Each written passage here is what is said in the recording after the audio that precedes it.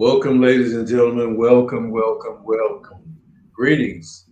This is Let's Talk Real Life with Native Manning. I am your co host, Coach Vernon Garrison, and we have a great show in store for you today. Well, this is Awesome Radio 107.5 WECU, 1570 AM, and also Smooth Radio 100.3 WYLT over in the Rocky Mount area. So we do appreciate the listening audience tuning in on social media. We're on Awesome Radio, Facebook, Awesome Radio, YouTube. We're also GPAT 23, Facebook, and GPAT 23, YouTube, local access channel, where we bring a great show and, of course, the gospel to you right in your home and devices. Like, share, and subscribe. Leave us a comment. We'd love to hear from you. And now, without further delay, ladies and gentlemen, children alike, the host of the show, Miss Nigga Manny. Hello, everybody. It's good to be with you. It's just so much to talk about today, but like Coach said, he did a fine introduction. So here we are again, talking about families. Yeah, we've talked about families before. I know, but families are so critical. Families is what makes the world go round. Stronger families, safer streets. That's our topic that we are going to have several, well, I won't know about several, but a few parts to it. We won't get to cover everything tonight, but I wanted to focus on the links between family and crime, family structure and crime. That is a subtopic for stronger families, safer streets. Why was this particular topic chosen? Because it's the end of the school year for most of the country. And I'd like to think maybe some outside the country. I mean, everybody is not going to school. There's still some people, some students in school. However, the majority are out of school. And, truth be told, many families are facing children out of school, too young to go to work, but old enough to get in trouble. And some of them are one and the same. They're old enough and they do get in trouble, and some of them don't get into any trouble. But I think that this was a good time to bring this up because school is out. This is the summer months, and family structure is the meat of this whole thing. The family structure. Now we know that all families are not wholesome. Statistics tell us that many families are not. There are more families that are not whole than there are that are whole. Whole meaning both parents in the home. And fortunately, for some families, just because it's not a mother and father in the home, they do have the grandparents or other adults in the home that can pick up the slack. Some households, not all of them. So we're faced with this issue where crime come in, the structure of the family and crime. We have some information. Some of it is statistical, but I don't like going into a whole lot of percentages. I think that all of us are aware that the majority of the families that are, I won't say dysfunctional, but one parent family. All one parent families are not dysfunctional. So I don't want to put that out there because that's not true. It's not whole, but that don't mean it's dysfunctional either. There are some single parent homes that do have very good structure going on because why? They have support. They have support outside of the home, whether it be aunties or uncles or neighbors. You hear me talk a lot about back in the day because that's when I was a parent of young children. So back in the day, there were neighbors that took up a lot of the slack that I was not able to handle. And it made it a lot easier. And I find that to be a lot different than it is today. I could just hand my child across the porch the way we lived, because we lived in row houses back then. And I could just put my child across the porch. Um, Husband gone to work. So by him gone to work so early, it left me to make sure that the child would be handed over to the babysitter because he was gone. So that made it very convenient. However, today, now, like I've said to you on the show before, most of the time I was a single parent. As those boys grew up into teenage years, I was a single parent. So it made it a little bit more difficult. That's that age where they are out of school. They too, like I said earlier, they are too young to get a job. Well, I would say a lucrative job. I mean, I guess I don't know how it is today. 16-year-olds, 15-year-olds, I guess they can get jobs. I guess they can. And McDonald's or what have you. I'm not sure how it works today. But back then there was car washing going on. I mean, the boys would go out and on Saturdays and they would wash cars and they wash windows. Well, see, all of that's not going. I haven't seen that go on. Ain't nobody walked up to my car in a long, long time saying, "Can I wash your windows?" I don't think they do that anymore. But that was something constructive for the children to do. So back, thinking about it today, what is it that can fill in the gap for that structure of families that don't have a fill in to fill in the gap, so to speak. And I'm thinking that this has a lot to do because it was crime going on then as well, but it wasn't the same. Um, so today we're talking about today's crime, where I think I've already heard 2 or 3 times over the past 2 weeks where uh, young boys got drowned and they were out swimming somewhere, and somebody got shot in another county, and all of these are young boys. What's going on? What is the problem that can be? I don't know. How can we deal with this? I know what I would like to do, but it takes more than me to do it. It takes more than one person to raise a family. Like we always say, it takes a village. So it would take a team to work together to do a 24-hour um, support system for these young children. Now, I'm not talking about teenagers only. I'm talking about young children, preschoolers, because they can get into stuff too at home. So what do we do? So here we are talking about various things, different perspectives about urban crime versus um, the inner city crime, and I found that it appears, and I guess I'm sure Coach being the intellectual for these crimes and looking up stuff and been into it, I I rely on him uh, as he can voice his experience on what it's like and what the solution could be if, and fill in the blank, if what?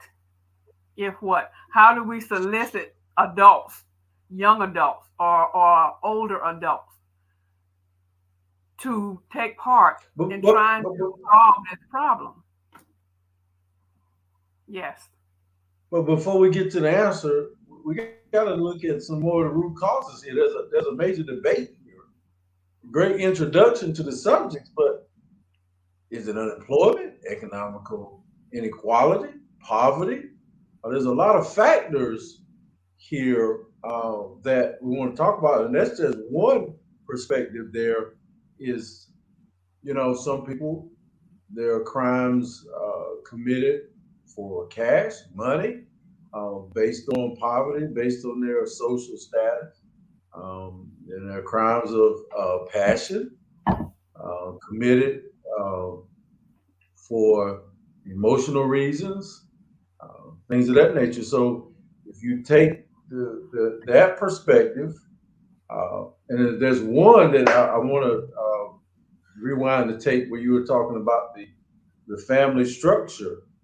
Uh, and we'll get to that one in a moment. But no, I gotta. If the statistics are right, I am going to have to dig into that one a little more. But as far as the unemployment, you just touched on that when you were talking about occupying a young person's time, and also the whether the parents have a job, whether they're job dependent to the point that they don't get home until 6, 7 o'clock in the evening, or work second shift and they leave before the child comes home from school. And job dependency is such a huge factor because you're not only talking about a latchkey child, you're talking about a child that's just roaming the streets with very little parental support when it comes to that.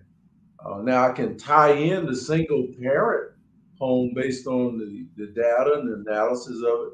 I can tie in the single parent part by saying just this one part that the lack of supervision, not that they're bad parents or a bad parent or a bad single parent, but just that level of supervision in a lot of cases is not adequate enough for some teenagers or young people to cover them. Now they can know right from wrong all day long, but as soon as their peer knock on the door, hey man, can we come in? Is your mama home? Or is your daddy here? No man, I'm here by myself, man. All right, all right, all right. What we gonna do? Man, I ain't supposed to let nobody in the house. Man, don't worry about that, man. We straight. We ain't gonna tear up nothing. We ain't gonna break nothing. We good. Plus, I'm gonna call Michelle and I'm gonna have her come over here. You down with that? Man, well, we better hurry up because Mama calls about 8 o'clock every night on break, and you know things better be straight. Ah, yeah, we'll be gone before then. So when you look at it in that area, poverty agitates everything. I just joined a think tank where we're talking about mental health, the state of mental health in the community, and now it's a grand opportunity because we're talking about mental health and teenagers and men. It's a grand opportunity to start out with. Let me get in the center. To start out with the economical factors in the city, along with the dealing with trauma and mental illnesses or emotional factors.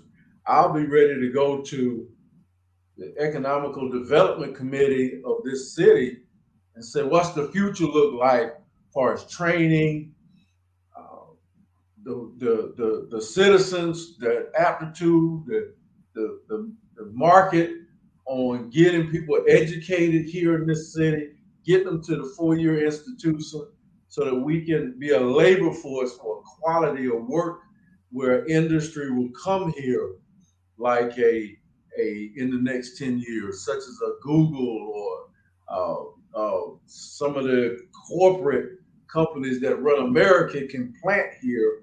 So, but at the same time, I got you. But at the same time, um, we're dealing with children. We're dealing with people coming out of prison. We're dealing with the family structure. And there's a couple of more perspectives, but that's the one dealing with economics. Okay. I don't disagree. Everything you're saying is valid. However, getting to that education part for these young people is a challenge. Getting them through regular school is a challenge. The further education and developing all of this outside of the high school and in the college, I, all of that's great. But the biggest challenge is between birth and 18. If you can get them to through those 18 years and get their minds right, and focus on the better things of life, then you can move forward to what they can do out there in NASA and all these other reputable businesses and companies. But first, they have to be developed so that Well, I want to join you right there. I want to join you right where you at. First of all, the Bible says, train up, and I say this on every show, train up a child. We've allowed the public school system to teach our children. I don't know where that came from. I don't know why that still existed that way, but it's the primary source of American colored folks, brown, yellow. It's the primary source of education. Children not only need to be trained and taught in mathematics, arithmetic, and social studies, they need to be taught in life. I don't need to be learning the birds and the bees and the home economics. So we've got a situation here where we're so uh, not spirited about education that we allow people to program what you call indoctrinate through some type of social conduct based on some type of board of education. Uh, I education takes materials. Education takes us to the point that what are we going to do? Create an institution to teach our children? Absolutely. Uh, should our children integrate and have multiracial schools? At this point, I think it's optional because with blacks being at the social, we're third class citizens now in the United States. That is not sounding an alarm to anybody that I see, except a couple of people on social media. We got to take that more serious so our children can be competitive in some of the basic education that they need. Now, the colleges, communities have started a track in the 8th grade that will lead you to college in one of two ways, the technical and then the other direction. You have to check that out. So, yes, ma'am, the colleges have started, the city, the community colleges. You can start going to college in the 10th grade. I see So, your yeah. I see your point, but again, the structure starts at home. Yes, And it's not starting at home. There ain't nothing started there. I Prove know. it to What me. I'm saying is, I get your point about educating the Yeah. children, but they Yes. first have to learn discipline. They have to learn how to behave in certain environments, which is the structure of the home. And and that's where we know that's where it should start. But I would say physically in the home can be your neighborhood. Your home can be a community that's set up where you have structural training. It don't have to be in a house per se. The home can be a room. Everybody can't have a house. Everybody can't have an apartment. So in that particular 2, 3 rooms, that's considered the home. That's where all of the structuring should begin before we get out there in the street and face all of these other issues out there with this one and that one and the other one, pulling you this way and that way and that way. Oh man, come on. Like you just said about coming over and inviting the girlfriend, the Michelle. Okay, these ain't no little bitty boys that want to do this. These are big boys you talking about. So boys will be boys, girls will be girls. We know that. We were both girl and a boy once upon a time. So we ain't always been grown. So we have a little bit of knowledge about all of that. But what I'm saying is to develop that environment. I mean, it could be as far as where I saw this. It can be, what about the law enforcement? How about developing a group that have a policeman or a prosecutor or someone of that stature that can kind of make the whole thing whole to kind of get together and form a group for these children. I'm talking about a solution here. We know what the problem is. Okay. We know what's needed, but what's needed is what we don't have, and that's a group of responsible adults, young adults, old adults. I mean, you can get some responsible teenagers that can kind of help out with those little ones, because we got some pretty smart, mature teenagers, 17, 18-year olds, to be that young. So what I'm saying is, I'm thinking the solution to this structure of this family that is seen to be in such a disarray is to come together with a group, different experts. Like I said, a policeman, I don't know, I might be beneath a judge, but it won't hurt for one to be in there to help out.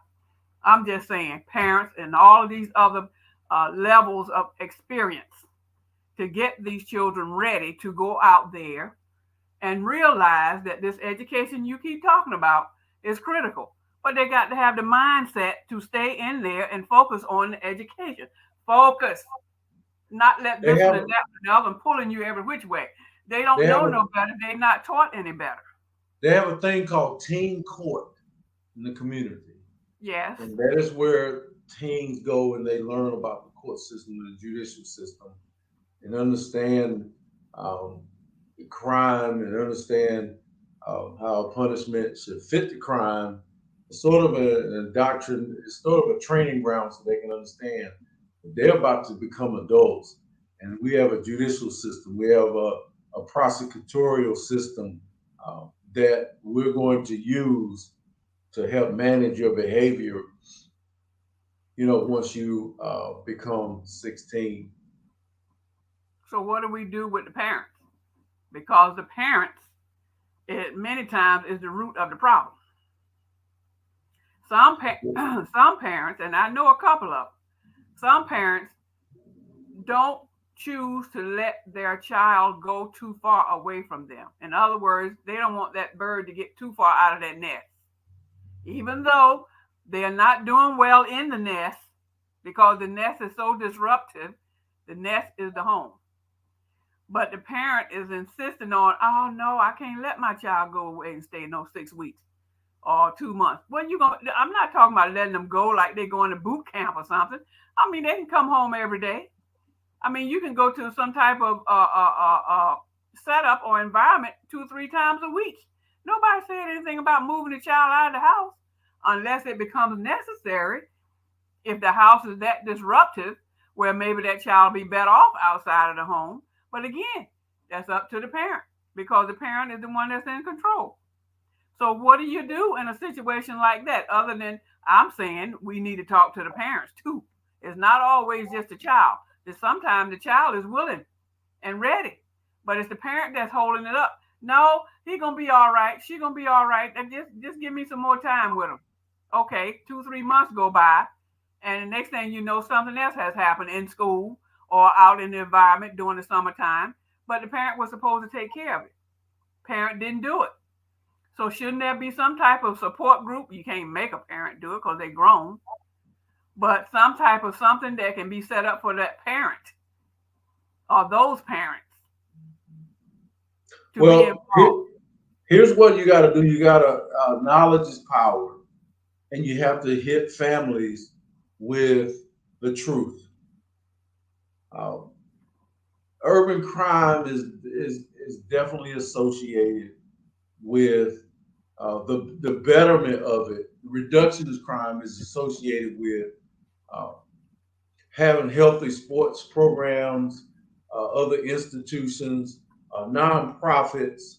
I just got to stop looking at the screen down there. Nonprofits and other programs that's going on in your city, interaction among the city and its inhabitants that deter crime by having relationships with people that are positive. Uh, So that is a truth. Institutions that are built that people and children can get involved, boys and girls clubs, churches, uh, institutions, uh, the more the merrier. Now, I'm basically hitting you with a truth when it comes to family. You got to hit them with this one big one. The communities that are two parent family dominated have less crime. Yeah. Let's just stop right there. So as a mayor, let's say we're the city council, me and you, we want to go on promotion, promoting families, promoting integration of activities into families, festivals, and all of these things that the ministers calling the preachers together. And um, we believe in marriage and preaching marriage and relationship building with the family. Those are the things that we need to embellish. You know my thing on preaching and preachers and preachers that preach or don't preach about marriage. It is the biggest, most important institution, and now we're talking about crime, and the lack of marriage is primarily the reason. Statistically, numbers don't lie. The lack of marriage is the reason the kids are committing crimes. The two go hand in hand. I kind of beg to differ on that statement right there. You know Like why? the numbers don't lie. I know. I'm not talking about that. I'm talking about the marriage part. Okay. All marriages don't produce good children. Now, why would you say a thing like that? But we're talking about the whole. We're not I'm talking talking. about a I'm specific. you're saying that it's the marriage. Yeah, the crime in the cities are committed by children primarily. Now, this is true. I've known this for months now. That's why people stop saying, I can do bad by myself. I don't need a man to help me raise my child. I'm just giving it to y'all straight, no chaser. Women are not saying that anymore because that joke didn't work. Most of the children in prison and jails were raised by single parents. I, Now, didn't say the single parent was bad. No, no, no, no, no, no, no, no, no, no, no, no. It's just that those two correspond, and it happens to be a truth. I haven't heard it in a long time. I can be the man. I can be the woman too. I don't need no man. That's leaving quickly. yes, I Some agree. people might be saying two partners in the home now, two men and two women. They might be saying that, but they certainly ain't saying, well, I don't need my man. I got my son or I got my daughter and I'm a good parent. Look at them. They got an education. They got this. Those are the exceptions, but not an exception to the holistic part that a lot of the children that are in prison now from single family homes, a lot of the men that are in jail, I just learned this past week. You look this one up. A lot of the men, probably 75 to 80% of the men that are in jail right now are in jail because of a woman. For some reason or not, they are in jail, likely a busted relationship, bad behavior, domestic causes. I'd have to do more research on that. And I could stand to be corrected. But no, not saying that single parents were bad. I haven't read anything as that such. But it is, and even this story, this how is the family structure associated with crime, violent crime, homicide rates in America, and with the outcomes in the Chicago neighborhoods. We find the cities are safer when two parent families dominate more crime ridden when family instability is common. The same story applies to neighborhoods. So they suggest the need to encourage more young Americans, particularly those living in vulnerable neighborhoods with both high rates of violence and out of wedlock childbearing, towards forming strong, stable families in marriage. Now, that's an option. The marriage part, they put a question mark behind it. But Well, anyway, um, you're making valid points. I just wanted to interact just a little bit there about the marriage thing. yeah, Um, Understanding that two people don't make it right, but two people can be together to raise a child without being married. I just oh want to say that. yeah, I think so. Yes, Oh, okay. yeah, I think that. But they did mention in this study, they did say out of wedlock. Though Okay. they do mention that they didn't Did, say that your uncle can't help. They didn't say that the children who didn't have an uncle helping them raise the family got into crime. But if it's a single parent and they're working with the child's uncle, they didn't cite any statistics. So okay. Let me put this out there then. If you have a mother and father and they are consensually not together for whatever reason, and right, they have this one or two children or more, right, and but they are still working together as mother and father of those children without living together in the same household. right, It's more of a challenge to do it that way, but it can yeah. be done. So my I guess my question and a point is one don't have to be married to be wholesome in raising a child if they are going to be two responsible adults with those children or that child. Well, see, Responsible meaning coming together, making up a plan and working together. They don't have to, and that's the impression that I got that you were talking about. no, They don't have to that's be not married. gonna cut it. No, ma'am, that's not gonna cut it. The study says two parent homes. It didn't say families where they're split up and dad comes gets them. Now, the positive thing about what you said is that I learned this summer was a child that spends more time with their father, little girl or little boy, a child that spends more time with the father turns out to be more successful. Hear me out. Now, you can go in any direction you want with that. A child that spends more time with their father.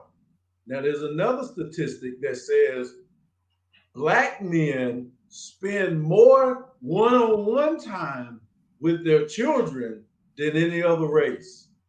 Look at that subject there. Now, so those are things that are surrounding what you just said, but I can't say, being that we're talking about studies and outcomes, that just, if a family, if a parent is divorced and they share parenting, that their kids don't get in trouble too, because that's still a single parent situation, Yeah, and it's not a two parent home.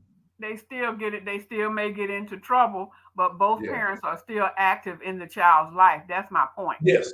Yeah, that's As still opposed active. to as opposed to one parent not being involved at all or far and in between. But that That's the study doesn't reflect that deters crime.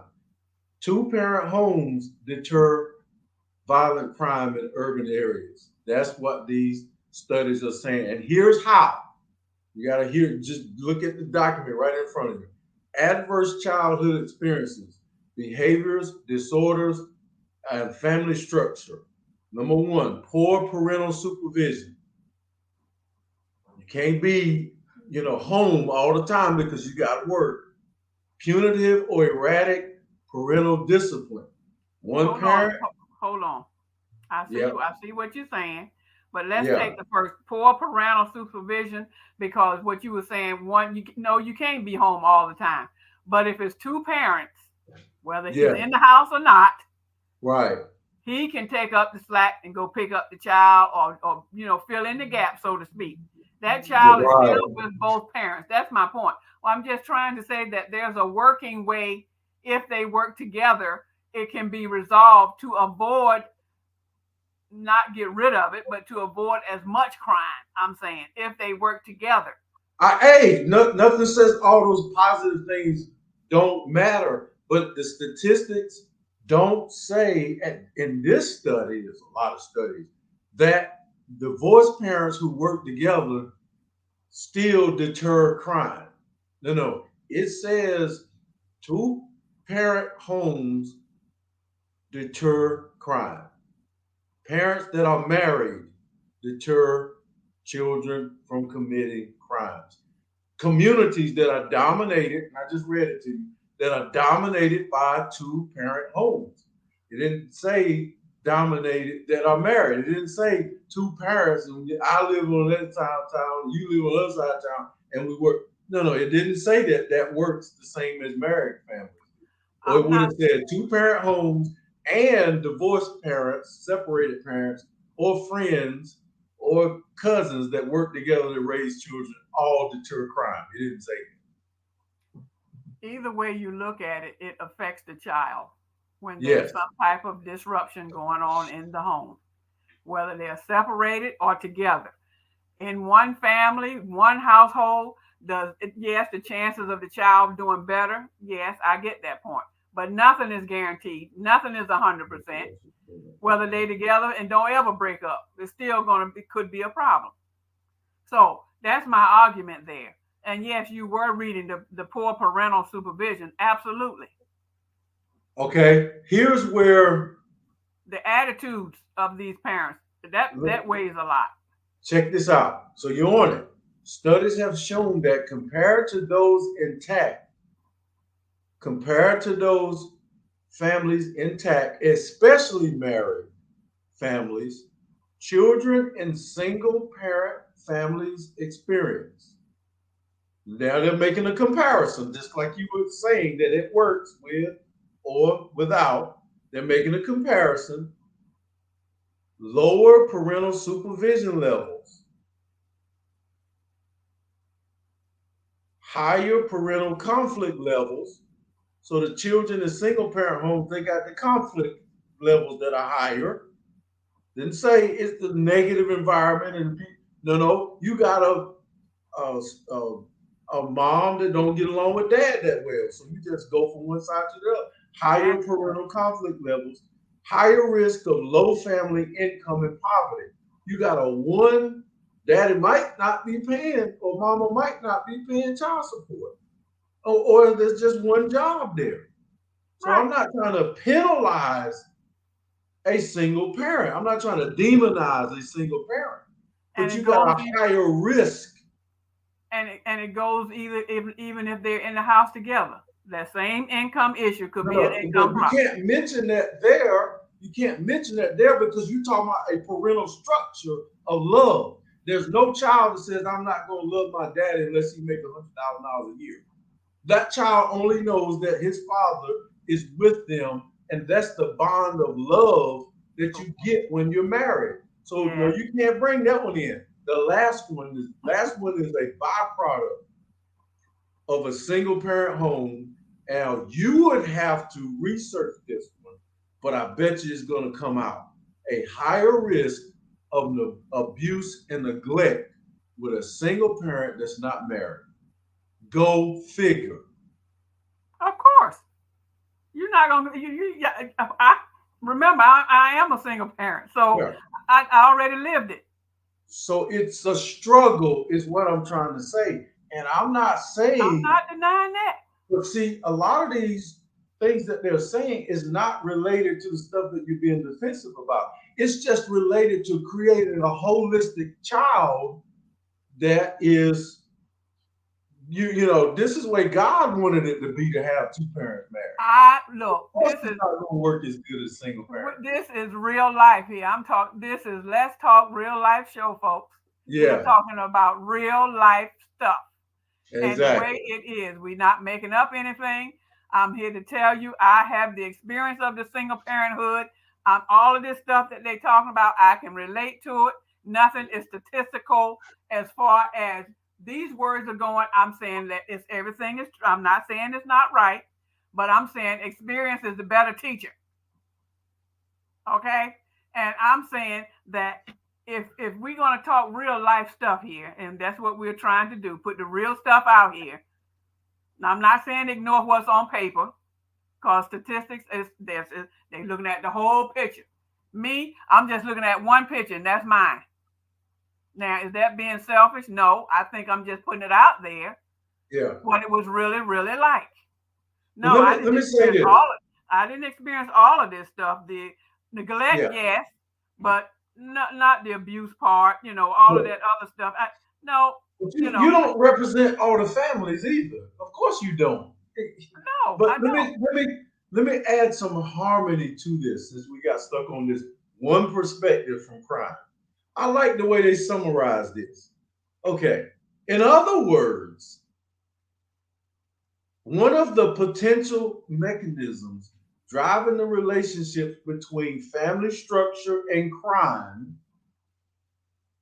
listen to it closely, one of the potential mechanisms driving the relationship between family structure and crime is the fact that children raised by single parents are unstable families and are more likely to be exposed to many of the risk factors that can metastasize into more serious mental disorders such as um, I won't go through that list, in turn are strongly associated with adolescent and adult criminal behavior, meaning the loneliness, the self-esteem issues, the just some of the natural things that a child might want to feel belong, to feel the status of other children. Or you got a mama and daddy and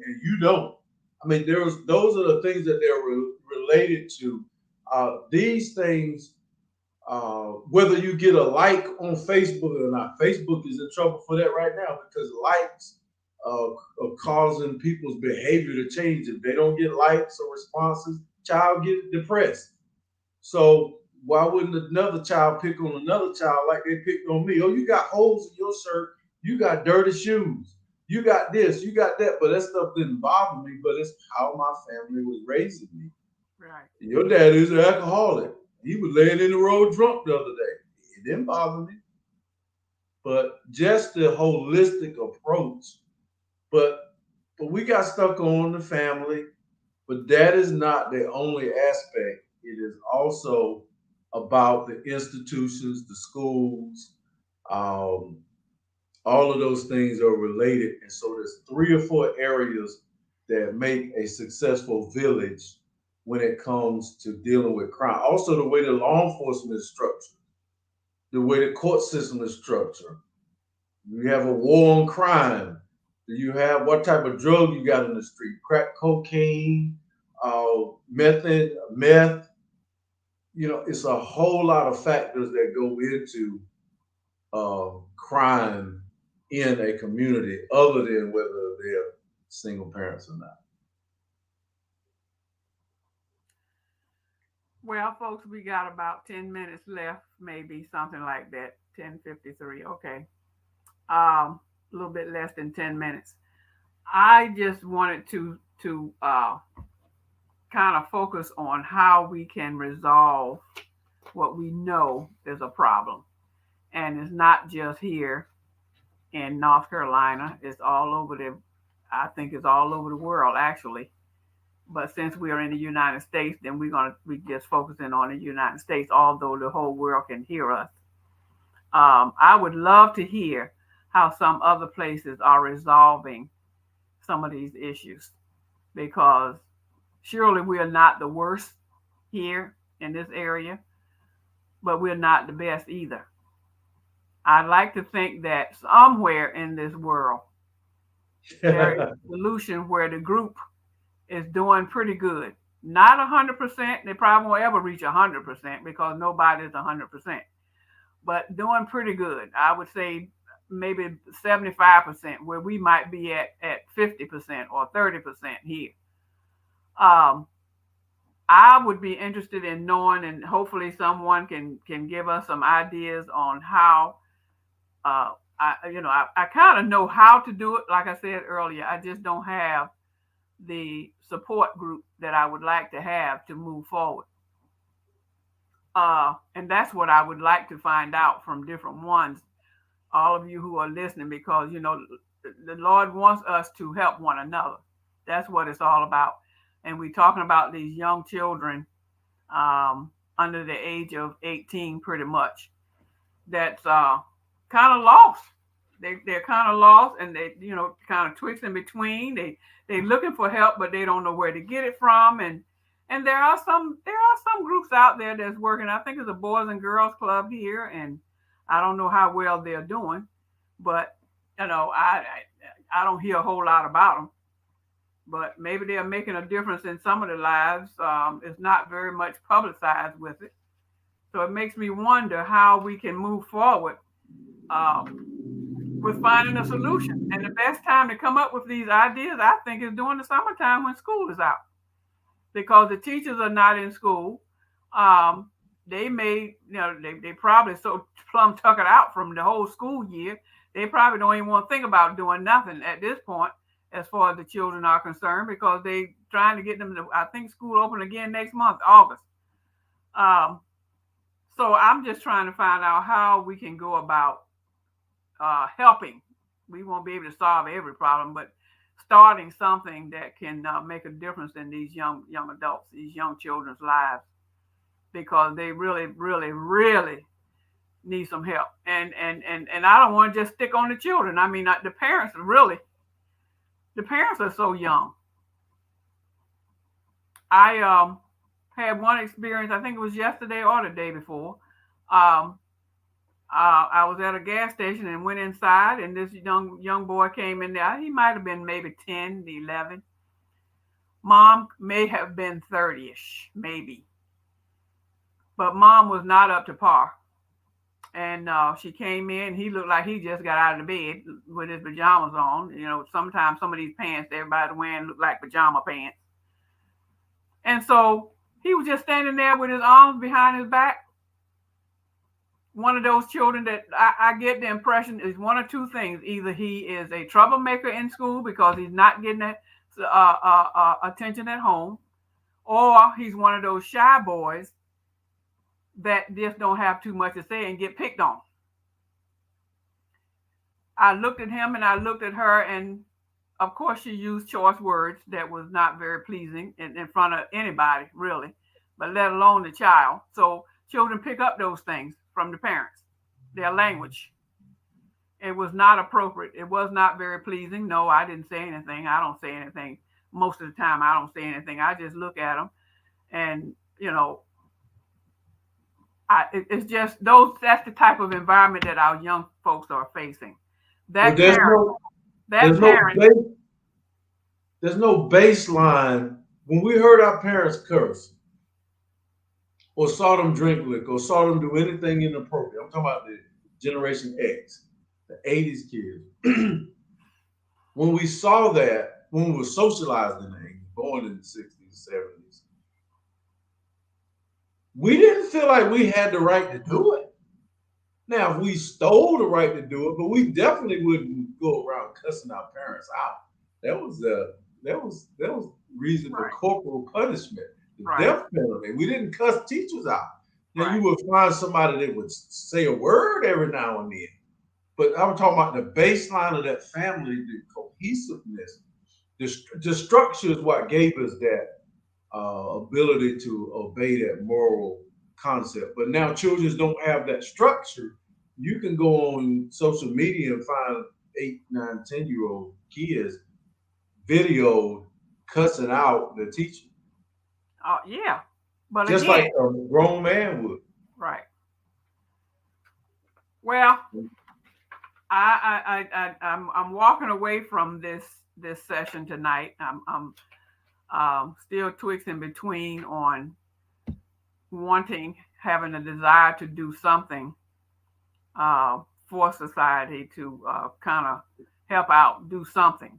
So, I just, it was very good information. I enjoyed everything. I hope Right. everyone out there that heard, I'm sorry, Good.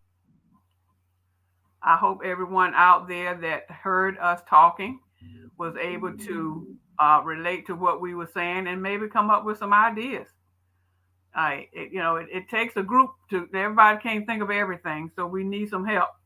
If you all want to step in or call in or write in or whatever, it's Awesome Radio, 107.5 WECU. Um, we also have Ace, is it 15? Help me out, coach. You left me hanging, buddy. But anyway, So we, a two-person show works better than a single-person show, don't yes, it? I missed you two. My mama called me, and I didn't want it to be an emergency, so I had okay. to tend to the one parent that I do have. So talking about family structure, there you go, folks. Um, but anyway, we are coming to an end. We want to thank you all for listening to us. Hopefully, you guys walk away with some food for thought. Then maybe not got a whole lot of answers, but maybe you got some food for thought, and maybe come up with some ideas that you might can share with us at some point in the very, very near future. School is going to be opening soon. Again, I say this is the time to be thinking about these things while school is out and got few people's attention. So, Mr. Coach, I think you had quite a bit to say, sir. So I guess you've talked out. I, appre- I appreciate you. I know. I got you feeling some kind of way, so I was like, I better leave that thing alone. But no, I'm not going on a promotion telling everybody they need to get married. Okay, I'm not saying that at all. Because some people, you got to be a special person. You got to be in a special situation to be get married, or else you just gonna make a mess. Right. So, but it's got to be more unity in the community. Yeah. Ladies and gentlemen, this is 107.5 WECU, We didn't. and I've had a great time with you tonight. This is awesome radio. See you on the next show. Have a good week, everybody. God bless you all.